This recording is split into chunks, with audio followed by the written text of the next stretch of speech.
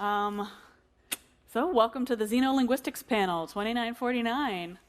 We're going to get into the meat of what we've been doing for the past year, but first we have a couple of updates, and even before that, we'd like to introduce ourselves. So I'm Sherry Heiberg. I'm the archivist at CIG. I work on planet stuff. I work with Britain on alien languages, and I organize Confluence. Got all kinds of projects. And Britain? And I'm the Briton. I'm the Xenolinguist here at Star Citizen, and have been involved for actually several years now. Yeah. in working somewhat in the background on all the alien languages.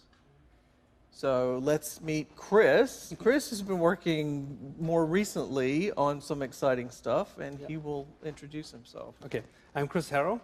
I'm a font designer. I started learning Xi'an 2 years ago at the CitizenCon in Frankfurt.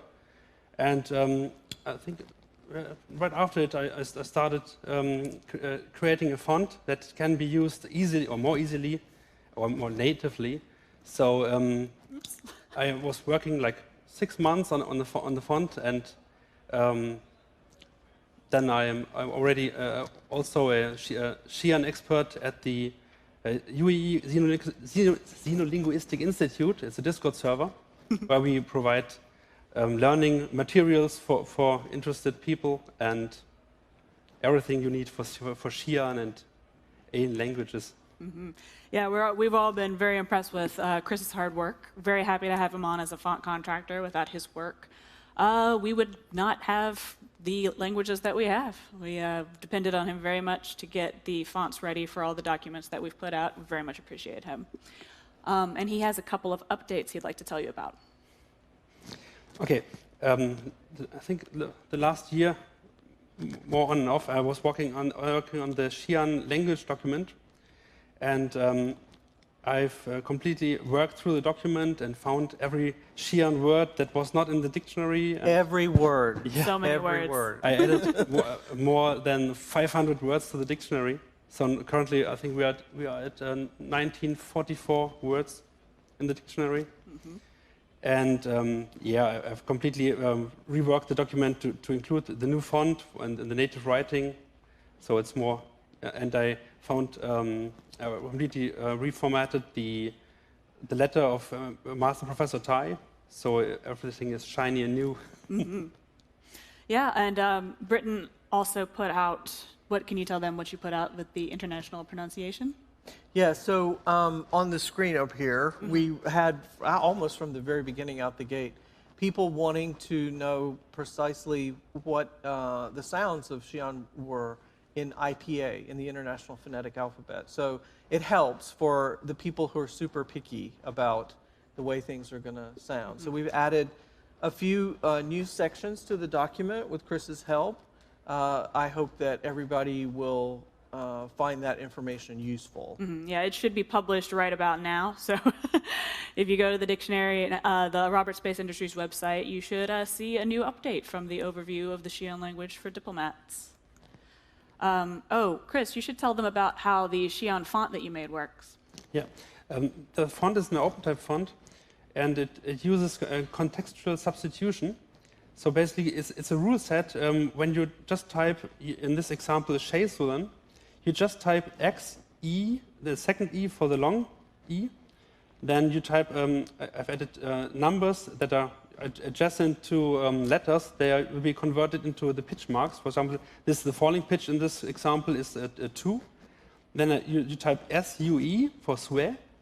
And then you have to type a 0 as a divider, because the rule set allows, for example, the L of len to fit into the second syllable, like swell. But I just want to type swear. So you have to add the divider after swear and then type len. And this is it basically. You have no special characters, no code tables or anything. It's very easy to type. And I want to comment on this because as the primary user of Chris's font, it changed everything. Mm-hmm. I mean, it makes dealing with Xi'an and typing in Xi'an thousands of times easier than it was 2 years ago. So Sherry's also a primary Yes, user. I use it all the time for various things that we haven't published yet, but trust me when I say it's been an extremely useful tool for people, not only in marketing, but in design. And the best part is, the font will be available in the fan kit soon for all of you to use and type your own Xi'an text. Yeah, so enjoy. You will enjoy it, believe yeah. me, you'll enjoy it. Additionally, let's get into the meat of the presentation. For the past year, we have been working on the Banu language. The Banu language is ready. It should be published on the site also right about now. It is a 200-page document in the voice of people who are working for the Rust Society. Here's what it looks like. And let me tell you about this. Yeah. So this, in a very snarky kind of way, says, you can't read this yet. But you will be able to after today if you study really hard. Exactly. So we're going to tell you all about this new language and how it works. So a little bit about the Rust Society before we get into the Banu language. If you're not familiar with them, they're kind of a blue-collar guild/union of haulers and scrappers. Came together a few hundred years ago during one of the Tevarin Wars. They do a lot of trading, a lot of all across the verse, from the Xi'an Empire to the Banu Protectorate to, of course, the UEE. And they put this guide out for their members to help them out in any potential dealings they might have in the Protectorate. And we wrote it in the voice of characters, the voice of people who live in the universe. Tell us about your character, Britton. My character's name is Albion Lacroix, and he's a linguist at Song University on Terra. And he grew up in a family of diplomats that interacted primarily with Banu. So he speaks Banu pretty well, Al. He's pretty good at Banu.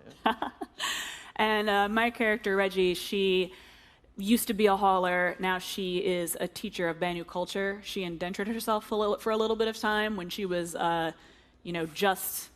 just after getting her equivalency. She just wanted to travel around for a while in between hauling jobs, and she got pretty familiar with Banu culture, and consequently that helped her score a teaching job at Song University on Terra.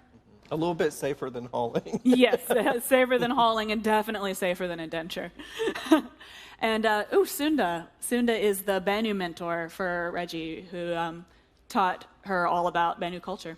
And yeah, Sunda is about right here because... Yeah, it's the mysterious presence that is not here yet with us. Mysterious, we can't meet them yet. So, you can't have language without culture, right? Absolutely. I mean, it's where I think you start. It's where I always start anyway. Yeah. So the same with Xi'an. Before we started work on the Banu language, Will and Dave and Adam, the narrative team, and Britt and I, we all got together and we talked. We had a bunch of meetings about ways to flesh out the Banu culture that we hadn't yet fleshed out. One of the wonderful things about working with Britton is that when it's time to get the language together, he pushes us to expand the culture even further than we've already expanded it. So during the creation of this language, we learned even more about the Banu that we hadn't already known yet. Yeah, she's used to my emails that say, what about this? What about this? And but like, what about we that? haven't thought about that. But what about this? So if there's no answer when I write, then it has to be figured out. Exactly. Welcome to world building. Yeah. So some of the Banu keywords that we came up with when trying to decide how the language would be. Colorful. Colorful because Banu love flamboyance, they love shiny things, they love things that are gaudily decorated, but they also have to be useful, which is why we have functional as one of the keywords. Any Banu object that is pretty, you can be absolutely sure that it has a function, because if it doesn't have a function, even if it's pretty, Banu think it's useless. There's no reason to have it. They're very savvy, they're very smart, they're always looking out for themselves, they always want to be sure that they're going to get the best deal in whatever dealings they might be having. But they're also very polite, because one of the key things in getting a good business deal is to be as polite as possible and to be very good at manipulating language in your favor. Yes. Yeah. At the same time, they're also very easygoing. When they're not on the clock per se, they play very hard. They love Saddleball, for example, one of the fun things that they've adapted from human culture. They love going out drinking. They love partying. So if you run into a Banu out in Banu world and they're not on the clock and you want to party like you've never partied before, just go hang out with them. You'll find something. Yeah, if you need to leave Bar Citizen early, don't hang out with the Banu. No, you will not leave early. So, culture-specific words and phrases. That's pretty much everything we came up with, yeah? Like, almost everything that is in the language is very tied in with the culture. Yeah, it's I mean, there everyday words for door and everyday words whatnot. for I door. hope there's a word for door. Yeah. It's nice to have a guideline because it helps you think about how the pieces and parts might fit together and what some of the things that might be emphasized over other things. And I'll talk about that in a little bit coming up. Definitely. So quick overview of the Banu for those who don't know what a Suli is, because I talk about Sulis quite often in the future of this presentation. A Suli is more or less a combination guild and family that Banu are raised in. They're not blood related. They all gather together around a specific skill set. So, like, if you're in a Suli, say, for linguists, or say if Britain was a Banu, Britain would have been purchased on the market for skilled children who show promising skills in linguistics. Britain would have been raised by the Banu who bought him. They would not be his parents, though. They would be kind of like combination teachers and bosses. So they would be extracting labor out of him, but also teaching him the trade. And when Britain finally pays off the debt that he accrued during his purchase, like what happens is when you get indentured, when you are an apprentice who is bought, this debt is on you, and you have to pay it off through your labor to the Suli that purchased you. So once linguist Banu Britain comes of age and pays off his debt, Britain can either choose to stay with the Suli that raised him, Britain can leave if they didn't treat him well, or Britain might have to leave because the Esso Suli, who is the leader of the Suli, may have divested at that point. And we'll get into divestment later. So that's a quick thing that this is something that comes up over and over again in Banu culture, is the idea of Sulis and the idea of debt. And the cool thing about the guide that you're going to get today is that it talks in a great deal of detail and gives examples of how these ideas and concepts play out in their life cycle and other things. There's a lot of detail. Yeah, and you see from these words that we have on screen about the idea of debt or the idea of politeness as well. Like the words for correct and incorrect are not directly correct and incorrect, because both of those, like saying someone was perfectly correct might imply that they did so well that you now owe them. And if you say that they're directly incorrect, that's sort of rude to a Banu. Yeah. So you might say something like if something correct, you would just say inomani, which means, oh, you understand, you got that right.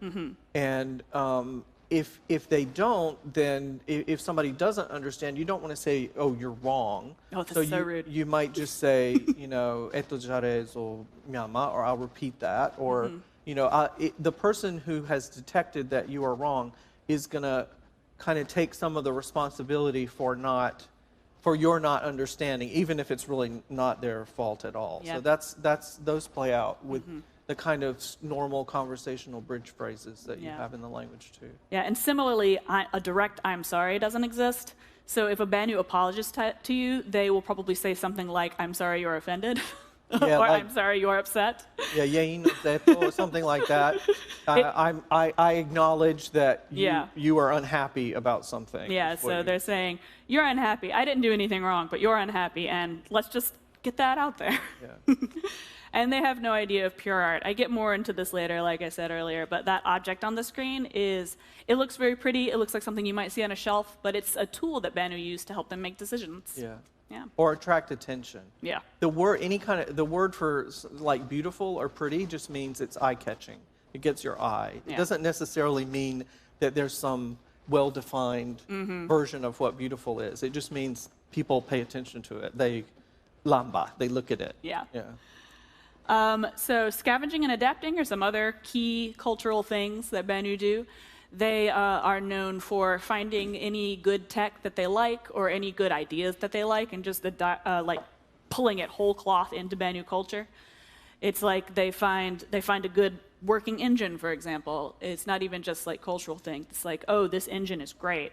Let's just repair it forever until we maybe find something new. Like they won't buy something or they won't use something just because it's new. They will use something new if it's better, but otherwise they're just going to keep fixing the same thing as long as they possibly can. And this symbol up here, real quick, is you might have seen it on the website in the ship pages maybe. It is a stamp. It means made by Banu. It doesn't stand for any corporation because, like I said earlier, they don't have corporations. They don't have inheritance. They don't have any like big business or anything. They have a bunch of small guilds. But they all agree that they are Banu, and Banu made this. Yeah. It's Embe Banu. It just means the manufacturing of this thing was by Banu. Yeah, and they want you to think that because it was by Banu, it's way better than anything else. They also have a different time scale. That played pretty hard into the creation of the language. There's no central clock because they're not really they're not a centrally organized socio-political system. So they all have personal clocks that count down to their divestment. Their divestment is kind of a combination blowout, retirement, party, and living wake. Once they get old enough, they will give away the wealth that they accrued during their lifetime to the members of their Suli, and then they'll take a share for themselves and kind of go away and leave their Suli behind. And this is another way for Banu to avoid debt, because as a Banu gets older, they might start slowing down, they might start bringing the productivity of the Suli down. So they get rid of stuff that they can get rid of, they take their stuff and they leave, and no one owes each other anything, and no one is beholden to anyone, and the Banu that divested can go spend the rest of their days betting on races if they so choose, or whatever. Whatever they want to do. Yeah. So some Banu will set contracts by their divestment clock, so you need to be aware if you're entering into a really long-term contract with a Banu, when's your divestment clock running out? Because maybe they might not tell you, just depending on what's beneficial to them at the time. They're calculating. They're calculating, yeah.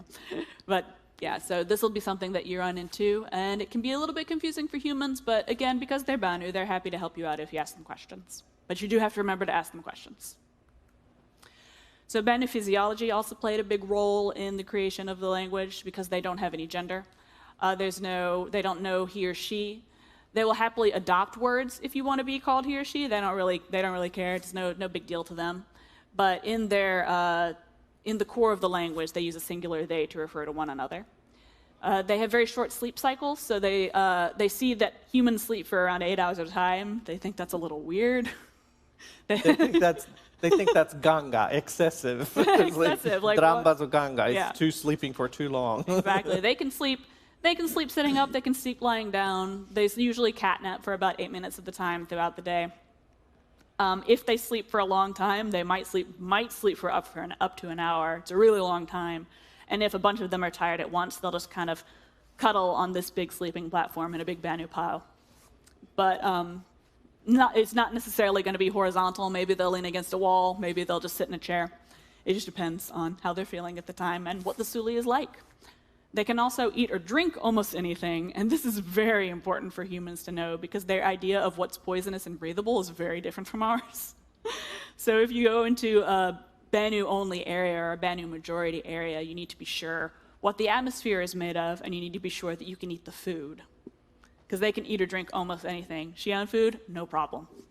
But they like catering to humans. So in any kind of environment that the Banu would be welcoming of humans, they understand that, you need a human toilet and you need beds that are flat that people can lie on and you need food that humans can eat. So they are rather aware of the fact that their needs are quite different than human needs. So absolutely. That plays out in a lot of the example sentences too that we have in the document. Haggling is embedded into the culture. We have a big haggling section in the document to teach you how to haggle with a Banu in the language that they prefer. They're always done to negotiate with a smile. They love smiling. They won't generally haggle in human majority areas because they found, based on the rules of the marketplace, that most humans aren't going to know to haggle or will have trouble haggling. So if you, in Area 18, for example, you're probably not going to find a Banu who's going to haggle with you. But if you're in the Protectorate or on one of the flotillas, they're all going to want to haggle. And they will rip you off if you don't. Yeah, to them, it's not ripping you off. No, to them, it's just like getting what they wanted. It's like, you were an idiot for not asking, so I guess you deserve this. Yeah, you didn't take the time to negotiate. You weren't willing to wail, so Yeah. you don't deserve a different price Yeah. because you didn't put in the effort. Exactly. I've touched on debt and indenture as a big central concept in Banu culture. I think I covered most of what indenture is in the first slide with the apprenticeship, but you can also indenture yourself as an adult.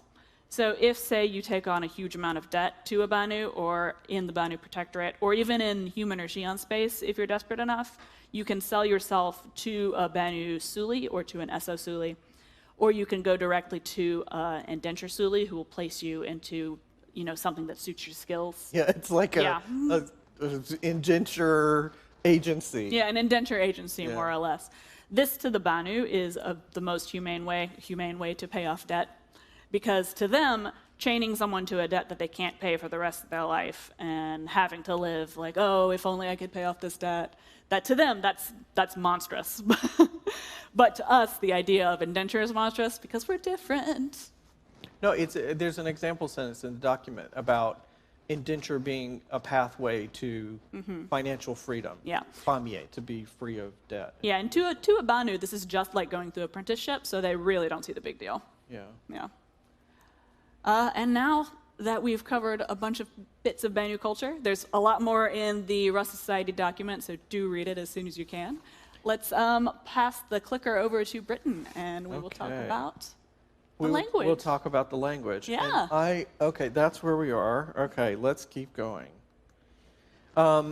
In figuring out what a created language should be in the function of world building, it's important, of course, to know what the language is going to sound like.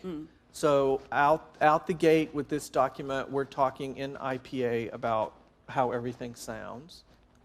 It's also important for immersive experience to have fun writing to deal with, right? So we have a new writing system that, again, until today, nobody's seen before, except Chris. And he's seen more of it than anybody probably ever wants to. What was it like seeing the language for the first time? Yeah, it's very organic and very, very, very different than our normal human writing, and it's an interesting system. Yeah.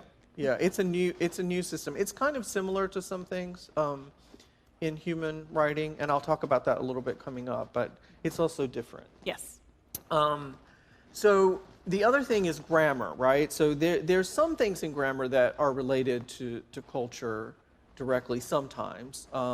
And we'll touch on some of those things too. But there is a lot of grammar in the document coming. Maybe a little bit less grammar than in the Xi'an document, because there's a lot more context about indenture and aging and other things that are very different about the Banu. But there is a grammar section in there as well. But let's start by talking about the sounds. So Banu is a relatively easy, I think very easy, actually, language to pronounce. There are no tones or pitches or anything that's complicated like in Xi'an. Yeah. There's 6 vowels, but let's start with a few of the main ones first. So a, u, e, these are very predictable kinds of sounds that occur in human languages. Most syllables are consonant vowel, so da, do, di. It's very, the SRB, the standard romanized Banu, is quite easy to read, I think. Oh, absolutely. But what's a little bit different about it, and certainly very different from Xi'an, is that there are lots of consonant clusters, double consonant, and then a vowel sound. So we get nda, nda is a normal to them, just like a regular consonant. Nda is not any different than ka or pa or ta to them. It's just nda. It's one. They think of it as one sound. So we get nda. And if we add ndu and ndi, then it's just all nda, ndu, ndi. But if this were run together as one word, if there were a word, ndandundi, then it would be stressed on the first syllable. And I know that because the language has what is referred to as a vowel sonority hierarchy. This means that in context, some vowels are always treated as stronger and more important than the other ones. And the vowels go in order. I, that's technically a diphthong if you know about language, but I, a, u, e, o. And an I is always going to be the strongest sound in a word. If a word has an I sound in it, that's going to be the strongest, whether it comes at the beginning or the end or in the middle. If it has an A, then A is going to be stressed less than I would be. And way down at the other end is O. And O is the weakest sound in the Banu language. So certain languages tend to have weak sounds. So for example, an E sound in French, and just an E, what we normally see is E, like in the word je for I, for me, that drops out a lot. So in Banu, the O drops out a lot, like all the time. And let me show you an example of that. Again, it's way down at the end of the hierarchy, so it's always going to be weak. So who's seen this word spelled before? Suli. Yeah, Sulis. Okay. So the way Sherry just pronounced this is very close to the way the Banu pronounce it. And if we think about the hierarchy, then we know that O is going to be very, very weak. So to the Banu, this is 3 syllables, so, u, and li. But O is super weak. It's the weakest it could possibly be. So when they pronounce it in everyday speech, it just comes out as suli. So the O is so quiet that you basically don't hear it. It sounds kind of like just suli. But it's technically 3 syllables in the Banu language. So Just one quiet syllable. yes, one of them's just really quiet. So let's do a test here. So based on the sonority hierarchy of the vowels, who has a guess how you would pronounce this word? Okay, here in the front. Kida, exactly. Perfect. And that's because an A is always going to be stronger than an I, unless they've marked it with like the equivalent of an accent mark or something like that. And that happens when they borrow foreign words, human words or Xi'an words. Sometimes they put irregular stress, but that's because they don't see it as a native Banu word yet. Eventually, everything turns into a native Banu word. Everything is Banu eventually. Yeah. But the writing can be quite exotic. You might see these and think, oh, that's 6 different languages, but it's not. It's just different fonts. So in the same way that we write things in different typefaces for various reasons, they do too. Normally to get attention, for better marketing, to make more money. So they care about it for kind of maybe different reasons than we do. But everything is still a standard syllable, no matter how exotic it looks. And I'm going to step you through pretty quickly how the basics of the system work. So here we have all the syllables using B as a consonant, as an example. So we get bai, ba, bu, bi, be, bo. And I don't mean to say in the pronunciation rules that, that an E sound is never strong. If you had a word, there isn't one that I know of, but if you had a word, bebo, it would be pronounced bebo, because be is stronger than O. It doesn't mean that you're going to say be. You know, you pronounce both of them. You just have to give the stress where the stress is due, and that's on the stronger syllable. But in the writing, everything is based on a capsule. So a capsule can be any kind of shape. It can be a perfect circle or oval or square, but it's going to come in these variations: closed, open on the top, open on the bottom, and open on the top and the bottom. And then they stick something in the middle to make the sound. So an S is closed on the top and bottom, a K is open on the top, a J is closed on the bottom, open on the bottom and closed on the top, and F is open on the top and the bottom. So once you get used to the basic forms of the consonants, we then add vowel diacritics to the top and bottom, or top or bottom, to get the sounds fi, fa, fi, fu, bi, fe, fo. I sound like Jolly Green Giant or something, but You gonna go after my blood? But these are the way that you do vowels on almost every syllable in terms of the numbers of them. And Chris has struggled with this for a long time, and he's going to tell you how easy it's going to be for all of you because of how hard it was for him. They're also standalone, independent vowels. So I, u, I, e, o.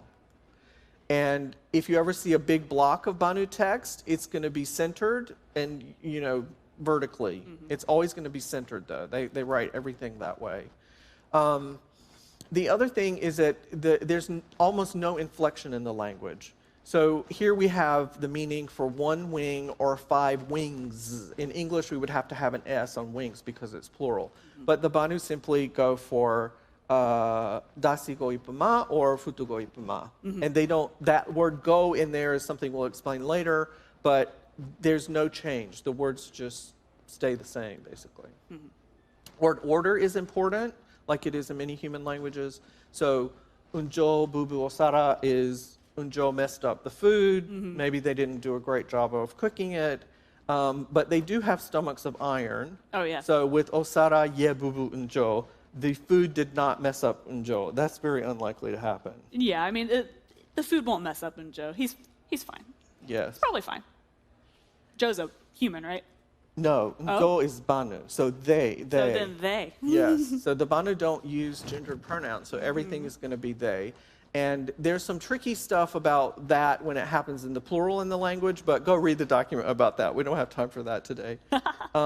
When you say unjo sara, it just means unjo eat, basically. And then based on what's going on in the context, it's either past tense, it's ate or did eat, it's eats, as a general rule, it's will eat. So they don't distinguish tense the way we do. They can if they need to. There's a way to do it in the language, and that's all in the document, but they don't do it on a regular basis. Yeah, I didn't touch on this too much during the culture section, but they really don't care about what happened in the past. To them, it just doesn't matter. And so that's partially why they don't have a past tense. So they don't really have much of a future tense either. What matters is now. Yeah. They'll talk about that happened already or that's going to happen soon, but they don't really talk about the distant future either. Yeah, so neither are useful to them. So they just have their clocks. Yeah, if it's not on one of their clocks where it's going to happen at some point, they just don't even think about it. The language has classification, which is basically assigning some kind of category to every noun in the language. So the Banu are very focused on value of things. Oh my, yes. Yeah, so zo is something of valuable that's never been alive. Kto is something that is probably valuable in some way, but it was alive. So kto could be food, for example. That's a common slang word for talking about food. But kto could also be the classifier for a bowl made out of wood because the wood used to be a tree and the tree was alive. So they count things, the qualities of things and how valuable they are very differently. Kso is something that's completely worthless, probably not even recyclable. Go is just for average, everyday, normal stuff that's just sitting around that you don't even think about very much. Afa, though, is for very fancy stuff, like expensive things or somehow prestigious or desirable things, or fancy people. So if somebody is deserving of respect or you're trying to flatter them, for example, you might use afa to talk about them. Isi is for places, utu is for people or animals, and this is like animals down to tiny little bugs and stuff. Once you get into bacteria, they don't necessarily call that utu. But anything that like you could have some kind of relationship with, like even have a bug on your finger, they think of that as being like, utu. Oh, that's utu. Enge is for abstract things like actions or concepts or ideas, and zo is for everything else. So anything that's particularly odd or strange would get categorized as nzo. So their classification is very important. And as an example, we talked about the word ipuma earlier, which means wing, like a wing on something. Futugo ipuma would mean 5 wings, but on a vehicle. Specifically a vehicle. Yeah, so a vehicle is a thing probably made out of metal, right? So that's never been alive. But if you have an insect or an insect-like bug, and they have ipuma on them, that's going to be counted with kto. So selo kto ipuma, 2 wings on some kind of insect or some kind of weird biomechanical thing that I've never seen before that is alive. An arthropod. Yes, something. They do a lot of borrowing. We mentioned this. They borrow stuff, but they also borrow words. So they borrowed the word tech, for example, the idea of just generic tech from humans as teko. They loved the way it sounded. Yeah, and they put an extra K on the front because they could, and because the word for 1,000 in Banu is teko. So tech is teko, and teko means 1,000. With the word sano, it comes from Xi'an, san.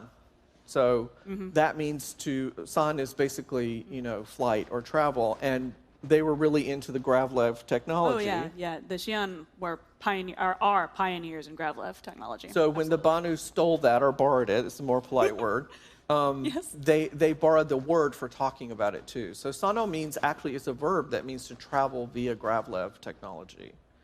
And even mvaso for the verse got borrowed. But again, funneled into Banu phonology, the way they would tend to pronounce it. There's actually, without the M in front of it, there's no V in the language. There's an F, but there's no V. So to get a V sound, they had to stick an M on it. So that's what they did. And again, they're very casual about everything. As long as it's practical and it works, they love it. So let's give you an example. Would you like to hear Banu? Would you like to hear what Banu sounds like? All right. Okay. Afatseri ubanu sainu ke ea sazotai. Eyu. Uto nja tseli tsilai zokatafikida. Ndi chingo. Yosho engenge salai indi sato keke. Oh, ndai elana sato keke. Ifo Cristo. Inombe uchua fiu fufubanu ke ea faina zotai. Mbesoma o cefaba soyela ektulo enga wakto fochoa ria soganga fainotsutai. Sao etombe uefesisi fabatai sotsai and due gongotsutai. And do it gongo tsutai and do it gongo. And due gongotsutai. Ganga kida may be too long. Okay. Nza yajai zonzofo nyuto funvaso yondain dai. So there you go. There's your example of what Your Banu first sounds Banu. like. And next, we're going to talk about the tremendous technical undertaking that it took for all of us to be able to just type A, B, C, D, E, F, G, or MV, or KT, as it may be, on our keyboards and get the result that you've been seeing on the screen. So with great deference and gratitude, I pass the clicker to Chris. Okay, the first step in the creation of the font is that Britton sends me his document, where he designed all the forms of the writing and everything, and basically in Banu you have it's like a matrix. You have at the left in the blue in this example, it's not everything, it's just an excerpt. In blue are the consonants, the pure consonant form. But normally this form is not directly written. It's everything. All that's written is with the diacritics that that add the vowels. But these forms can be typed or can be used for teaching, for example. So you can show this is the essence of the consonant. And then you have on the right or the 6 vowels for the I, for the A, and the other to the O, and it's just like a matrix in a table. So on the bottom right, you have zwo, for example, and you can see there are elements that define these diacritics, and elements that define the pure consonant form. And my next step was to import this from the PDF I got. To import this raw forms and find a finite set of elements that I was talking about earlier in Banu, where you define a set of elements that you don't have to do everything manually, but you can combine them like a Lego set. You can combine them to build all the characters in the alphabet from these components. Kind of similar to cursive, right? Well, it's like, I mean, he had to do a complex visual analysis, like ignore all the mechanics of it and visually analyze what were all the core element components and how he could break them out and make the smallest set possible. Yeah. To have all the parts that he needed to combine them. Yeah. So when I identified this set of components, then I imported all the elements into my font design application. And then the next task was to redo all the vector data. You see on the left with the blue anchor points, and in this little magnification area, you see this was the raw source data. There you have many anchor points in the vector data. And if you would use this directly as a font, you would, because in the text you can have hundreds and thousands of characters. Yeah, this would be overkill and would be make the fonts unnecessarily big and slow. So you have to redo all on the right side, and with the green anchor points, you see the redone, cleaned up version, and where all the roundings are in. You see even in the left side where the red dot is in the sharp corner. There I've added a little very small rounded corner. So even if you have characters that got blown for big signage or something, you don't have sharp corners. You have everything rounded and organic. Oh yeah, that smooth look. Yes. Love it. So basically, he had to do a bunch of cleanup because I wasn't careful about it. But that's normal, no problem. And then after recreating the vector data for all these components, I started to import all the glyphs. Look at all those glyphs. All the raw data glyphs into the font application, and then I just rebuilt them out of this component set. And you see in the next image, you see these are the components assembled to one of the characters we saw earlier. And in the highlight areas are the areas where the components they just overlap. They are not connected, but the overlap is made so it's made perfect that there are no seams and no edges visible. Yeah, it's really he did a beautiful job. And when you get to play with it, you're going to be I mean, you just like sit there and you're like, what if I type this? Now you have to be typing Banu words. You can't type a word that has a TH in it, for example, because they don't even have an H in Banu. Yeah. But as long as you're typing Banu words, they're going to appear like magic before your eyes in the word processor. Yeah, and the magic is because after this stage, when I've created assembled all the letters in the alphabet from the components, the next step is to add the functionality in OpenType. So this is a little excerpt of the OpenType feature code. For example, this you see lookup ligatures. This is the start where the ligatures lookup is defined. Basically, it goes over all the letters, and if in the line 126, for example, there's substitute NDZA. So when you type NDZA, this rule set fits. And it replaces all four letters by the NDZA ligature. So you get the NZA letter when you type it. Yeah, the syllable. I call it a syllable. Or syllable, yeah. Yeah, it's a syllabary, yeah. In Banu, they're called ochoa. Ochoa means a letter or a specific glyph or a syllable of writing. Yeah. So, yeah, and there's some special cases where I created additional glyphs in the font, and this is, for example, this. You have two syllables, and on the left side you see in red there's the vertical element. It connects to the diacritics. It's an E diacritic on this letter, and it's a very round shape without any edges. But then when you type further, you see that the next E diacritic comes very near to the lower end of the vertical, it's called irregular stress mark. And when this is the case, there's in the OpenType feature code, there's a special rule set and a special glyph that will be used that automatically connects these diacritics with the irregular stress mark to form a connection between them. And this is for, I think it's about 9 different cases where this can happen with all the different forms of diacritics and all combinations that are possible. So he went to a lot of work. He did. So that it would look really pretty effortlessly for everybody out there and for us. Oh, for us, yes.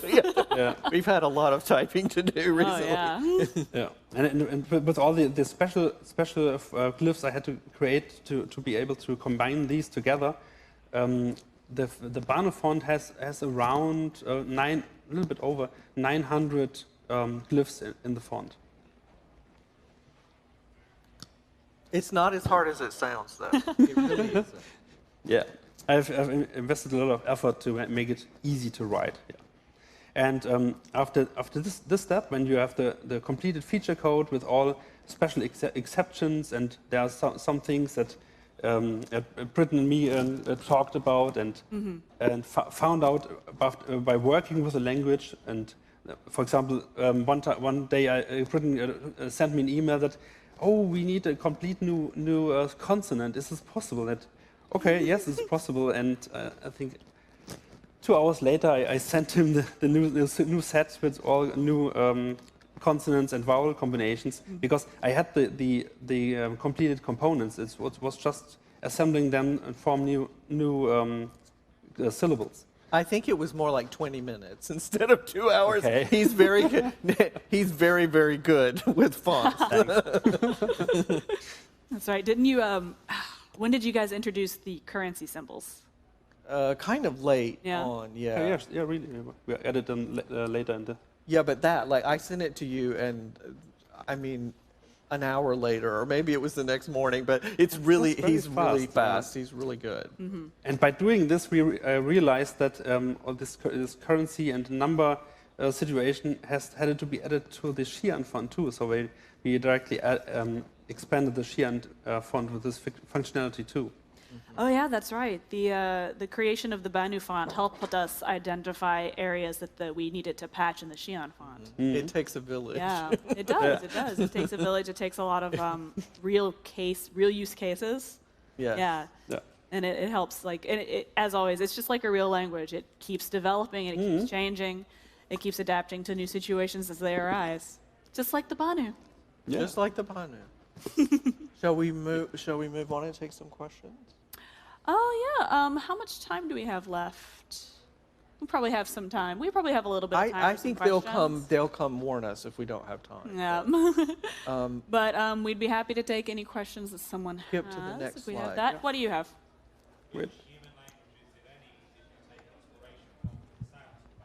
I'm going to repeat the question for the sake of the rest of the audience. Which human languages were helpful in inspiring the sounds of the Banu language? So, no one or two languages specifically, but I would say the vowels are just kind of pan-European. You know, I like the Italian word die, so the I sound and the kind of, that came from that. But the initial nasals, like the M and the N coming before the consonants, those are common in African languages. The sonority hierarchy, I think, might be like just alien. Is that pure Britain? I don't know. I mean, I would love if somebody knows a human language that has a vowel sonority hierarchy rule like that. I really want to talk to you because I couldn't find one. So that might be the only thing that's uniquely alien about the way the language works. Yeah, they came from kind of all over the place. I mean, the vowels are pretty generic. Because we don't have consonants at the end, I thought we needed at least 6 vowels, but I also didn't want to make it complicated and put vowels in there that aren't broadly, easily pronounceable by lots of different cultures, human cultures. Right, yeah. So- One of the challenges of making a truly alien language is that you do have to consider human limitations in speaking it, because we want human actors to be able to say it, for example, not only the fans, but like we do have to use our mouth parts to make the language happen. Yeah. I mean, when I fantasize about other languages in the verse, Oh, yes. I think about some really kind of exotic stuff, but you know, this needs to be very approachable, and it also works with the Banu culture because they just adapt to everything. So it makes you think that it could very easily happen that anything that's not convenient for them as rampant traders, you know, having to interact with other people, it would just drop off. And their lifespan is very short compared to ours. So a generation is very short, so the language can change very rapidly, actually. Any more questions? Yes, over here. Ooh, helpful microphone friend. Thank you. Yeah, I've got two. One of them's about culture and the other one's about the written language. All right. In regards to the culture, I noticed you had 3 words for value.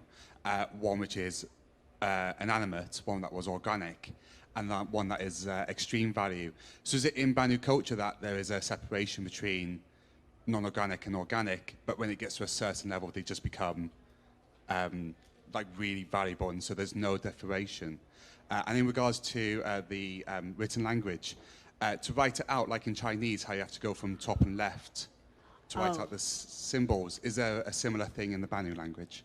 Okay. The AFA thing is correct. That's a good observation. Yeah, once anything gets to this level of just being especially important, again, it could be for value, but it could also be for a role in society or something like that. Actually, when I addressed Sherry in the dialogue, I called her Afatseri, and that means that I'm being respectful to her because because I do respect her, but also it's just a nice way to show that you're showing normal respect to somebody. All right, and like if a Banu is trying to sell you something, they might call everything that they have AFA in a way to like subtly imply. Yeah, that they it's might super call their great. own stuff AFA too, Yeah. to try to trick you into haggling less, maybe. Yeah. I mean, that can change. In the same example with wing, ipuma, being either this kind of wing or that kind of wing, things can shift too, and they can to be really disrespectful. They wouldn't do it to your face, I wouldn't think, but behind No. somebody's back, they might call something so, which means, oh, that worthless piece of blank, talking about a thing that normally doesn't have so on it. So that can happen too, again, in playing with the language. And about the written language, it's written left to right, and a kind of normal, as we would think about it in English or European language order, but it's always centered. And the punctuation is a little bit different and funky. They have... Oh, right. You can see an example of the punctuation here in this slide. It's punctuated at both the beginning and the end. Yeah, so that circle, the half circle and the circle says we're starting a sentence here, and then the one at the end is that we're ending it here. And you'll get unusual things like what we would think of as an entire question in English, for example, will be a statement with a little tiny part in it that's a question. So they put the question marks just around the little tiny part that's a question. Right. So you'll find, you do have to learn some, not typical Englishy, European-y, Asian-y kinds of things to get the punctuation right in typing Banu. Right. Was that a challenge to code, the punctuation at the beginning and end? Yes, partly, because we use like in Spanish, we use at the beginning for the exclamation mark the upside down exclamation mark, and at the end the normal exclamation mark, and the same for the question mark. But I think the biggest challenge was to have the dot at the beginning and the dot at the end, because it's the same character you typed. You cannot differentiate directly, but I had to do this via rule sets. So there are special cases when you have start one sentence and stop it and start a new sentence, so that everything gets formatted right. Yeah. Yeah, and then the decimal point is different again. The decimal point is not the same as these periods for sentences. Yeah. And the numerals for numbers are very fun for people who like math. Do we have any other questions? Hi. Yeah. Yeah, I was just wondering if the Banu language has any contractions or slang. Oh, so many. So it's almost nothing but contractions. Yeah, it's almost all contractions. And there are two different ways to speak Banu. There's Zopamba, which is like really carefully enunciating everything and saying every word separately. And then there's Zoyilo. And Zoyilo means just contracted, like everything runs together. So earlier, we were speaking primarily Zoyilo, meaning just the way Banu would to each other. So that was all contractions. Yeah, it's not really an idea of formality. The question was, is it a difference between being formal and informal? Oh, it's not really that. It's just that a contract, for example, would probably be written Zopamba, but that's because they're just thinking about it very, very carefully, and it would get more attention. But they don't really have a concept of formality around language the way we do. I mean, they would use different words, like they would use afa, and there's ceremonial things that they do that are about, propriety and being careful. But yeah, their default speech is all Zoyilo, which means just run everything together, and you have to ask them to speak Zopamba if you need them to. Oh yeah, and they'd be happy to do so. And they can, because they all the words are individual words, but those O's and those E's drop out all the time. And that's when something like foeto, which means it's mine or it belongs to me, just becomes feto. So the O just goes away, and you have to learn that F at the beginning is really a different word that got glued onto ilo, so yilo, into the eto. Right. I think there were some questions on this side of the room. Yes, in the white shirt and cap.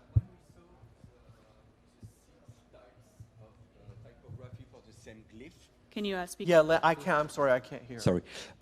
We saw 6 ways of writing the same glyph earlier. Oh, all the different fonts. Yes. The blue one was the formal one, right? Or does that mean this is the pure essence of the typo, and then it is written a different way by I don't know, users of the language that are maybe different in the way they are writing? So does that mean this is the same glyph written in different typos? Yes, it's just a stylistic. It's not a question of formal or informal way of writing it. No, it's their idea of changing a style on something is just to attract attention to it. So they would, for documents that need like a long, complicated contract, they would tend to write that in a very simple, plain kind of font. But if they are trying to sell a new invention that they have borrowed from the Xi'an or something like that, they might put a really fancy font on it just so you would pay attention to their advertising. Yeah, or one they made themselves, just, hey, look at this. This is great. The font that Chris has built, the original easy to read, the one that I designed that's going to be released today, right? Yes. Is the font itself will be up soon in the fan kit. Rust Society document is up right now. Yeah, so you can go learn how to read it today. But that font is designed to be legible, even at small type sizes. Some of these things that I showed you earlier, where it looks like horns sticking out and all that other stuff, that would be more for like big advertising on a poster. Or Absolutely. Like and let's get your question right there. Yeah, I saw you. Because we don't have much time. Thanks. Hello. Chris, Hi. can you help me? My English is not so good. I ask it in German, okay? Okay. Yeah, sure. Haben Sie die körperlichen Gegebenheiten der Aliens mit berücksichtigt, als Sie die entwickelt haben, die Sprachen? Okay. Did you think of the physiology of the Banu by developing the language. So, is there any specialties? Oh, yes. Yes, Very much. not in the sounds of the language, but in the vocabulary, and a lot of the cultural, the phrases, the common phrases. So one of the common phrases is when a human is talking to Banu, is can you speak more quietly, because their hearing is very bad, so they yell all the time. So we are more likely to ask them to whisper to what is a whisper to them, Yeah. because it's too loud for us. Well, from a Banu perspective, our ears are overly sensitive. Yeah. So they don't think of themselves as hard of hearing. They just think of us as really like, okay, I guess I'll whisper for you. I'll help your delicate ears. It's all a matter of perspective. Yeah. Yeah. And do we have any more questions before? Oh, so many. All right. Right. You talked about how Banu lend or borrow the languages or the words from other languages that they have contact with. How would they revert to someone who's well known, for instance, a well-known trader of the Terrans or of the UEE? So how would they convert a name that they would not pronounce in their proper language with the syllables and so on? Oh, I see. They'll get as close as they can with Yeah. what they have the ability to pronounce. They might drop a syllable here or there. Just they were not necessarily dropping a syllable. They're just kind of compressing a syllable. Like what's your name? What's Yeah. your name? Sorry, I could. Andrew. Andrew. So Andrew would be Ando with an O that you would try not to say. There's a mark actually in the language that you can put on an O sound that says to the Banu, try not to pronounce this. So they could probably manage Andrew pretty well. Yeah, they Yeah. could say that. Now, most names in Banu in fact, all native names in Banu start with a consonant. So a name starting with a vowel is kind of unusual to them because all the nouns in the language start with vowels. So there's an explanation in the document about what happens when you have a name like Henry, which they would call Enri or Yenri. You know, they do make some changes, but there's some hints in the document about what you would do to make your name work in Banu. Yes. Yes, absolutely. Good question. Hi there. You mentioned how you came up with the concept of the language to be pronounceable by people for the purposes of acting. Right. But is there an appetite to make a language that could not be spoken by people and perhaps had to be synthesized to be used in the game? I can't say either way that we have anything like that planned. It sounds like it would be, to me, that would be a really fun avenue to explore.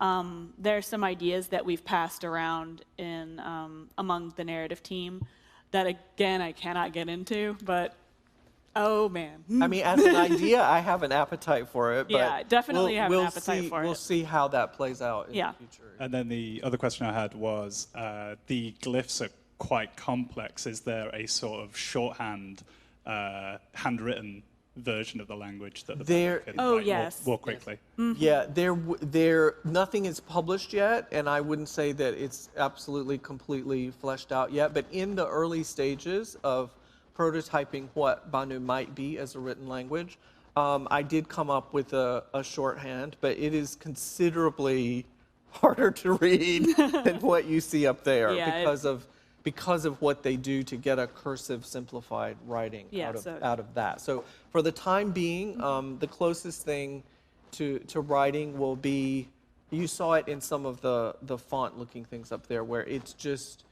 the strokes are not so straight and formal, but there is a way to have pretty handwriting in Banu already in a couple of the examples Yeah. in the document.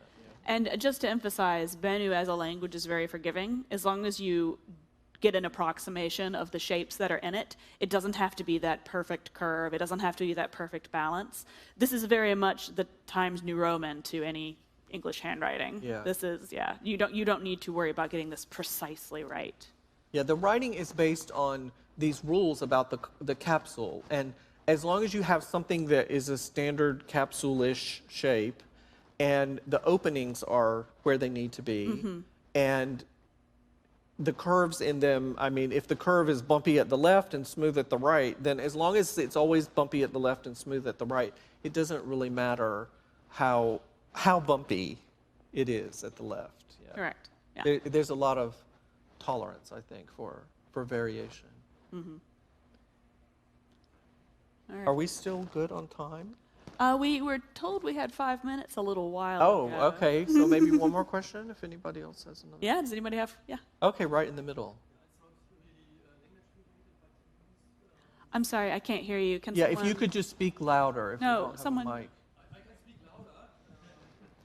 Perfect.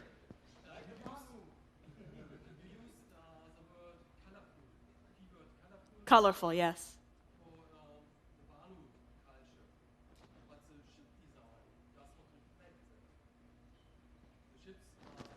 Mm-hmm. Mm-hmm. Well, they like colorful, they like shiny things, but that doesn't necessarily mean everything is going to be like that. It's like human culture is very many and varied. We tend to like fashionable things, we tend to like nice things, but not all of us do, basically. Yeah, and they, I mean, again, this is my assumption, so I invite you, Afaseri, to correct me if I'm wrong. But they want their customer to be happy too, right? They do, yes. So it would not be unusual for them to adapt something, not necessarily to their own personal cultural taste, in the hopes that it would make, non-Banu happy about something. Right. All right. Okay. So thank you so much for all the time that you took today to attend our panel. We loved your questions. We loved being able to tell you about the Banu language that we worked so hard on for the past year. And we're looking forward to seeing what you do with it now that it's out in the world. Shall